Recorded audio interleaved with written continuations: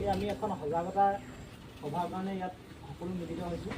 এই সভাৰ উদ্দেশ্য হ'ল কোনো এটা দুৰ্যোগৰ পৰা প্ৰাথমিক অৱস্থাত আমি সকলোৱে এজন সচেতন নাগৰিক হিচাপে কিদৰে ব্যৱস্থা গ্ৰহণ কৰি নিজৰো লগতে ৰাইজেও আমি সহায় সহযোগ কৰিব পাৰোঁ। কাৰণ দুৰ্যোগ বুলি ক'লে বা দুৰ্ঘটনা বুলি ক'লে অকণমানি সৰুৰ পৰা খান্দত দিয়া হয়, ফিৰিঙঠিৰ পৰা যেনেকৈ খান্দত দিয়া হয়, তাৰ আমি মানে পৰিলক্ষিতত আমি কেনেকৈ প্ৰাথমিক অৱস্থাত আমি সকলোৱে ভয় নকৰাকৈ নিজে যাতে আমি নিৰ্বাপন কৰিব পাৰোঁ।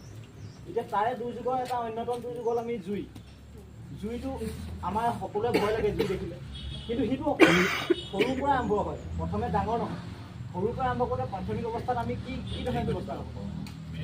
ফিৰিঙঠিৰ পৰা আৰম্ভ। সেই ফিৰিঙঠিটো যদি আমি নিজেই নুমুৱাই দিব পাৰোঁ, তেতিয়া ডাঙৰ এটা দুৰ্যোগৰ পৰা আমি হাত সাৰিব পাৰিম। এতিয়া জুই আমাৰ ভয় লগা কাৰণটো হ'ল জুই কি বস্তু নাজানো, বা জুই কেনেকৈ ডাইৰেক্ট আমি মেকানিকেল যোনটো পদ্ধতি